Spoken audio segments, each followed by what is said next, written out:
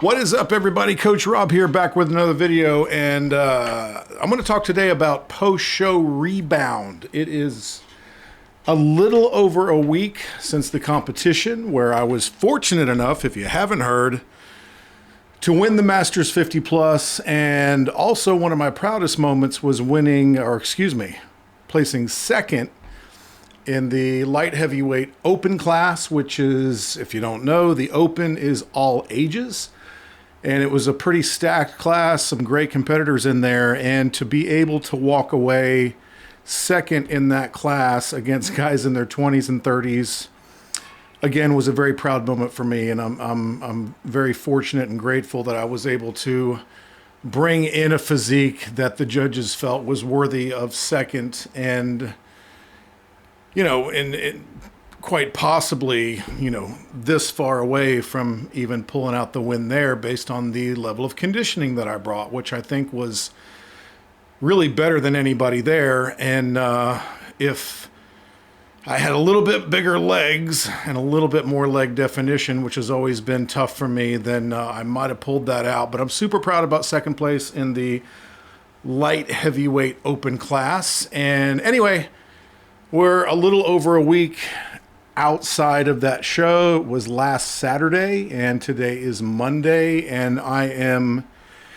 deep in the trenches, in the throes of the post-show rebound phase. And what does that mean? That means when you get super freaking peeled, when you get shredded, and I was probably in that 4%, maybe even less than 4% body fat percentage, you are in a perfect physiological environment to grow. Your body has been so depleted, you've been in a deficit for so long that now it is hyper motivated to put on weight. Now you decide based on the decisions that you make after a hard cut or after a competition, what you want to store and what you want to grow. So yes, clearly, Saturday night after the show, pretty much all day Sunday, I ate whatever the hell I wanted to. So we had burger and fries after the show. My whole family went to Chili's, and I got a big ass burger, big plate of fries, had a little bit of chips and salsa. And after that, my daughter, wanted crumble cookies, so we had that. Now, full transparency, the crumble cookies made me want to freaking vomit. They were good, but something about those sons of bitches made me just want to puke. I felt like a bloated mess afterwards, and it was a complete nightmare. But everything else that I eat, I've got kind of an iron gut, didn't bother me. I did very well with it. The next morning, in case you're wondering, I'm still in that prep phase. So when you get deep into prep, sleep gets weird, and I was getting up really early. My body just wanted to wake up and go. It didn't want to sleep in at all, and that's kind of a common thing. So the Sunday after the show, I was literally up at like 3:45 a.m. at the Airbnb, whole family asleep, and I'm up. And what did I want? Well, it may sound odd, but one thing that I crave throughout and something that I really like is cereal. So I wanted that texture. I wanted that crunch. I'm just a big cereal nut. And to this day, you know, people close to me who know that, clients will, almost as kind of a gag gift, but not really, will bring me boxes of cereal. And when I picked out the cereal for Sunday morning, I got Raisin Bran Crunch. And I got that because it's different textures. I love raisins. It's got the crunchy things in there. So I got that and a half a gallon of Fairlife skim milk because I don't like to combine lots of fat with lots of carbs. And the Fairlife skim milk actually tastes good. It doesn't taste like water like most skim milk does. It actually tastes good. I don't know what they do to it, but so that Sunday morning I went through like a half a box of Raisin Bran Crunch, and it was glorious. And then what did we have? Then several hours later, family tradition, after every competition, we go to Cracker Barrel. I posted about this on my Instagram. I get the Mama's Pancake Breakfast, and this is my order. It's always the same. Don't need a menu when I go to Cracker Barrel. The Mama's Pancake Breakfast, but I sub the normal pancakes for their blueberry pancakes because it's not the kind of blueberry pancakes where it's got like that crappy like blueberry like syrup glaze crap over it. It's like real blueberries in the batter. So I had that with the real maple syrup, and then I always get 2 eggs, sunny side up, bacon, and I always get a side of sourdough toast. I'm a huge fan of sourdough. So I get the sourdough toast. I take one of the sunny side up eggs and I put it literally on top of one slice of toast and eat it like that. And then I do it again with the second egg and the second slice of sourdough toast. I eat that first. It's a ceremony for me. And then I have my bacon, and then I go nuts on the blueberry pancakes, and that's what I do. And that's a tradition. So we had that.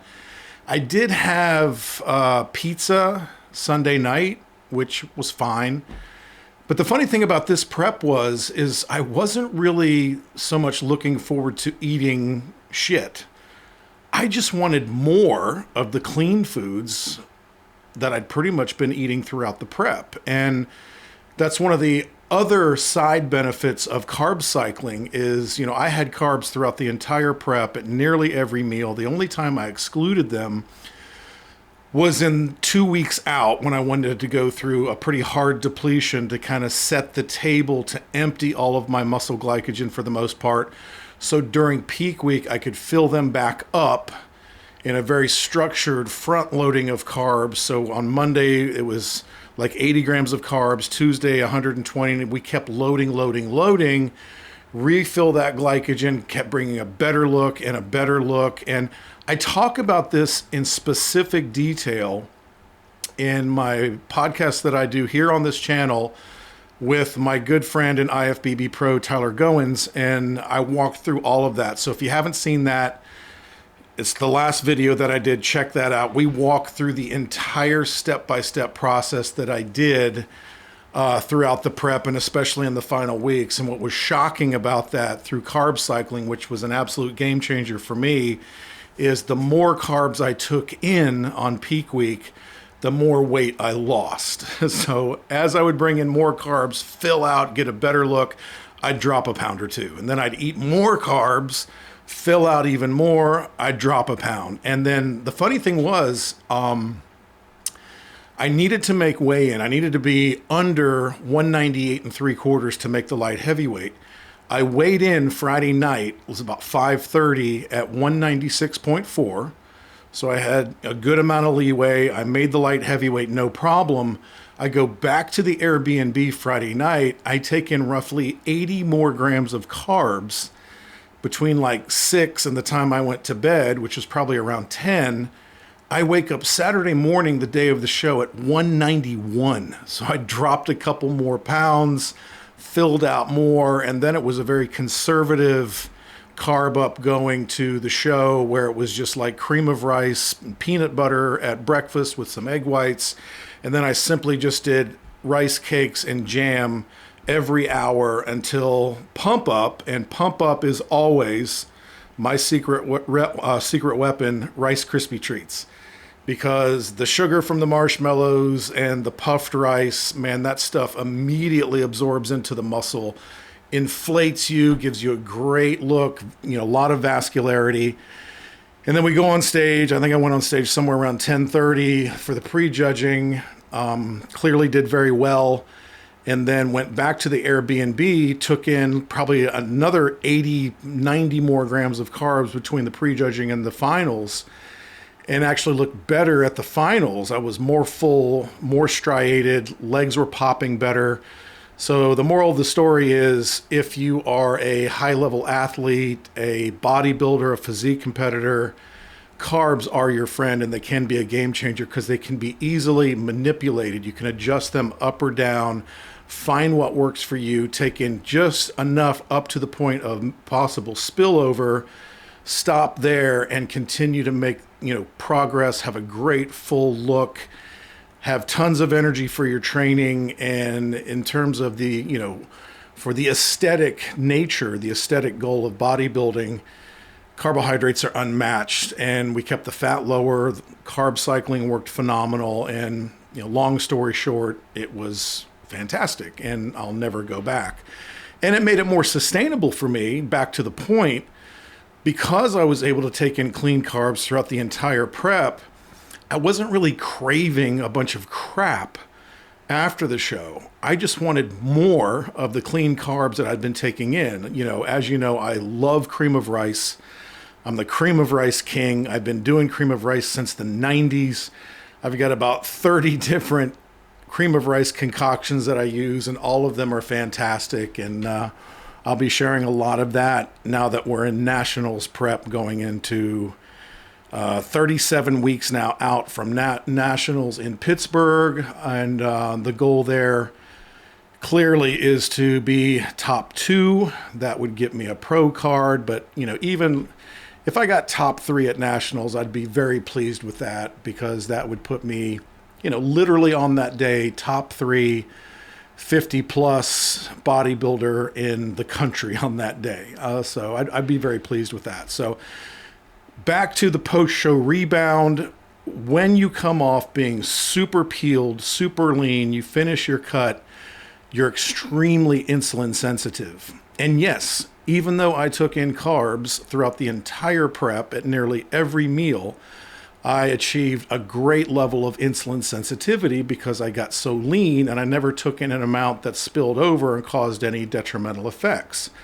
So even after the show, my body is still just craving clean carbs.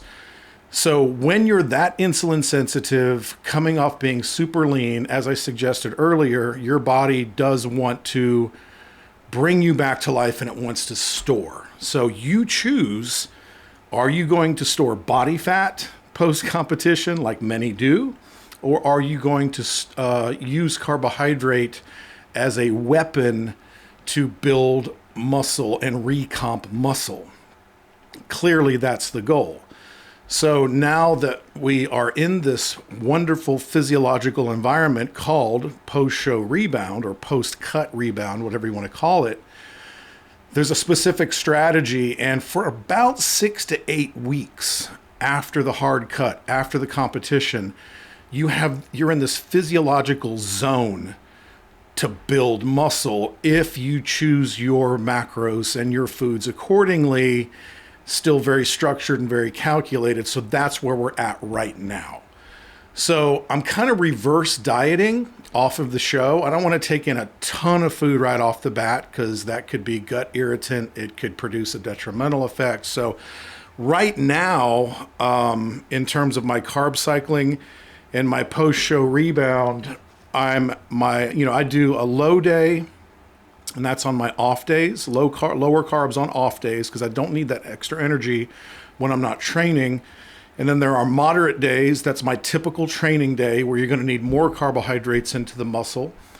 And obviously it's an amount that's not going to spill over and make you gain fat. It's just going to be used for anabolism, for performance, for fullness, just to keep the look, keep building muscle, and keep you in that physiological environment for growth, good growth.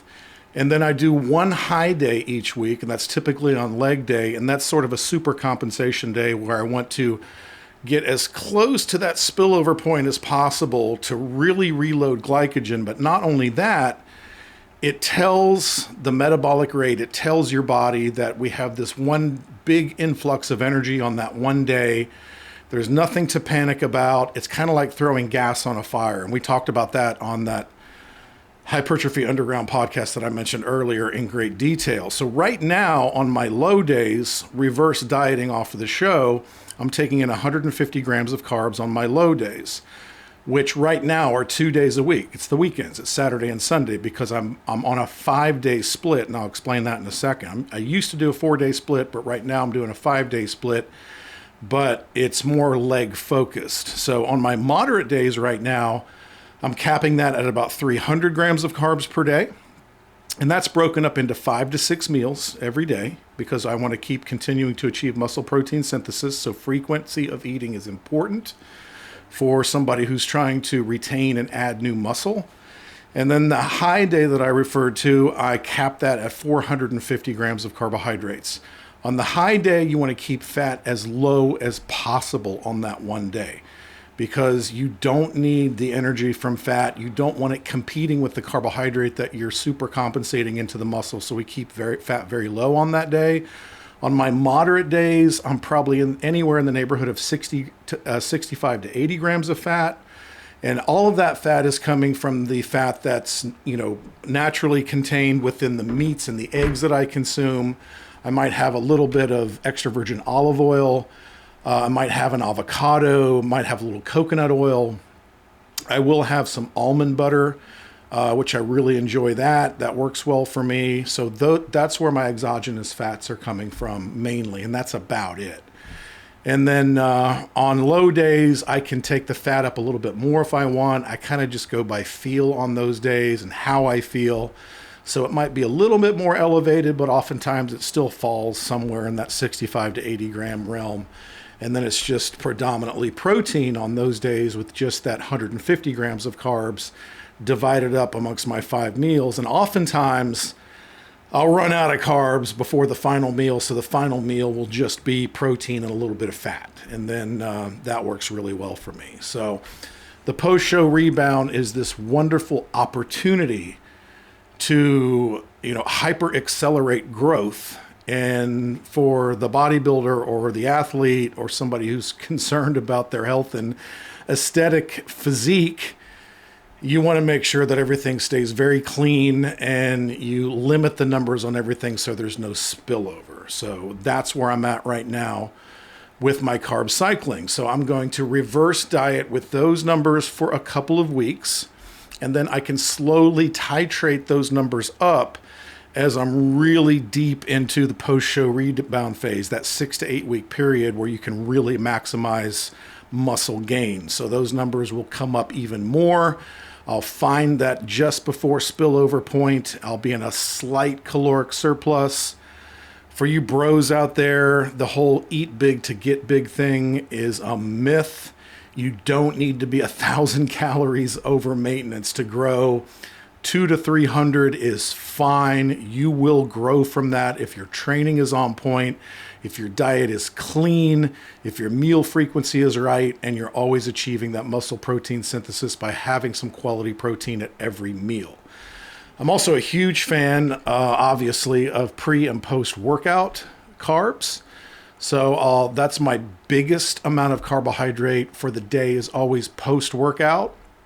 I have a decent amount pre-workout to prepare for the workout itself.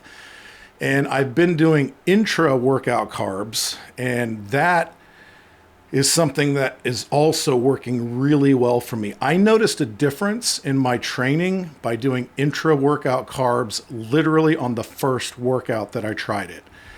And if you haven't heard, I'm very fortunate now to be affiliated with HOSSTILE Supplements. HOSSTILE Supplements is that one brand that has stayed true to the hardcore bodybuilding culture.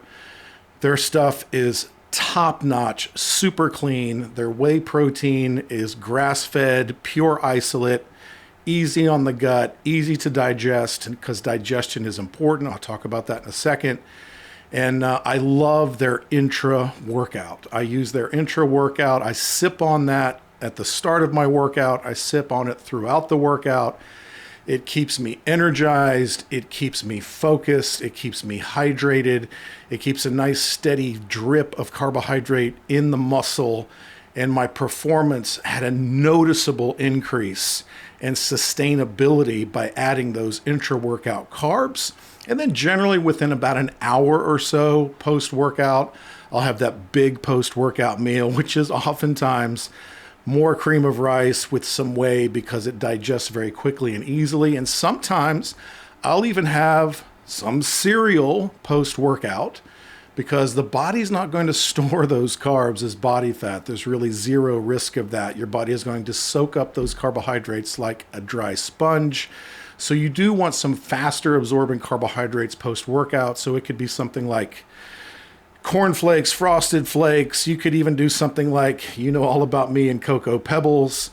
I don't eat crappy cereal unless it's post-workout. If I do have cereal, like on another occasion, it might be something like organic granola or something like that. But post-workout, you can get away with some fast-absorbing carbohydrate that does contain some simple sugars, because it does absorb immediately into the muscle and immediately goes to work to help you recover, to replenish that muscle glycogen quickly. And then you continue on throughout the day with your cleaner, slower absorbing carbs from things like jasmine rice, potato, things of that nature. So that's how I'm structuring everything right now. And I've noticed that I'm really starting to fill back out again. It's not fat. I'm not getting fat. I'm just fuller. I've got a greater pump.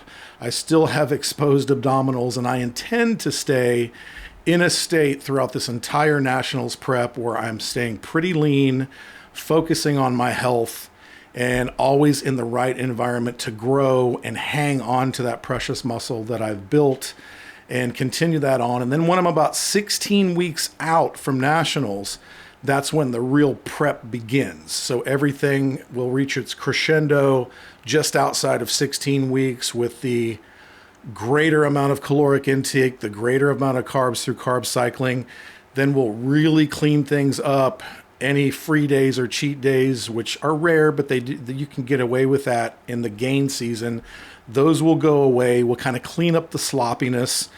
And then everything gets more meticulously structured as we start to go the other direction, 16 weeks out, start peeling away the body fat, and then keep working towards the goal of standing on stage at nationals in July, shredded to the freaking bone, but this time with more fullness, hopefully a little more leg size, a little more back width. So I'll really be working on those lagging muscle parts and try to bring those up to try to be the most ridiculous, at that point, 57-year-old on stage, and hopefully come away with a good result. I spoke about health.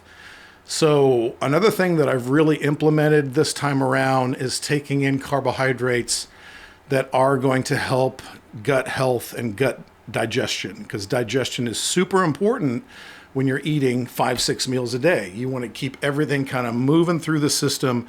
You want your body very efficient. You always want to be focusing on some level of health. So I'm bringing in a decent amount of fruit and fermented vegetables in this prep as I work towards nationals, because it's going to keep my gut healthy. I get the nice micronutrient benefit of the fruit and the fermented vegetables. So things like pineapple. Pineapple is fantastic for digestion and gut health. So just a serving, 3-4 times a week, small amount, that's going to be in there. I do like a banana sometimes with my morning cream of rice. I'll do blueberries, raspberries, strawberries, blackberries. Something that I really love to do is to take an apple and dice it up into small chunks. I'll put some cinnamon on it, and I'll put that in the microwave for about a minute and soften it up. So you got like this cinnamon apple thing. Add that to my cream of rice, a little bit more cinnamon. It's just spectacular. So that's something that I do nearly every day as well. So don't be afraid of some fruit. It's not going to make you fat. It's very beneficial for gut health and digestion and overall micronutrient benefit. So you want to maintain a level of health. I check everything meticulously. I live by my Garmin. Every morning I wake up, what's my heart rate variability? What's my sleep score? Because sleep is critical when you're trying to produce the best physique possible. It's been said, and I repeat this a lot, the most anabolic damn things you can do are focus on food and sleep, which is something that I'm hyper obsessed with. Getting that 8 hours of sleep every night, sometimes 9, making sure my digestion's on point. The food is clean, single ingredient whole foods for the most part. And that's also a game changer. You don't just have to eat chicken and rice every meal, or omit certain things like fermented vegetables, and you definitely don't have to omit the fruit throughout your prep. And fermented vegetables, for me, my favorite is simply just sauerkraut. Every once in a while, I might do some kombucha. which is great for gut health. But for me, as long as I'm bringing in a little bit of sauerkraut, keeping those fruits in there, my gut health stays great, my digestion stays great, and I feel amazing. And it's freaking delicious. So, I keep that in there and it works very well. And again, for those out there that say, oh, all those carbs you're taking in and that fruit's just going to make you fat. Well, tell that to the guy that got down to 4% body fat. So that's a dogmatic, narrow view. It's about the amount of food, the quality of the food, how you structure your macros, the division of macros, meal frequency, meal timing, not eating too much crap, not eating the hyper palatable foods that contain both carbs and fat, which sort of compete against one another. That's where the problems come in. So that's why I'm high protein, moderate carb cycling, and I keep my fat lower, but just enough to promote hormonal health. It makes me feel great if I take in that 65 to 80 grams, which is plenty if you're carb cycling. And then those energy components get reduced as I get deeper into prep during that 16-week out mark on my way down to peak week, which hopefully I'll get the same result in terms of being shredded for nationals, but again, with even a fuller, harder look with a little bit more leg size. And if I can do that, then I think my chances are very good of producing a physique that's going to do well on stage in a national competition. So that's kind of where I'm at right now. And I'm super excited about going into the winter months, gain phase. That to me, that's hardcore bodybuilding. It's cold outside, hoodie on, train like a freaking animal at every single session, focus on that recovery, focus on that rest time, spend time with family and friends, stay focused. It's the best part of prep, in my opinion, is where I'm in it right now and what I've got ahead of me over the next roughly 4 months or so until we take it into real prep at 16 weeks out. So I just wanted to get you guys up to speed on what's going on right now. My physique is looking real good a week out. I put on some quality weight already, not getting fat, and that's definitely the goal, and I will continue to do that. And I want to continue to give you more updates as we move along.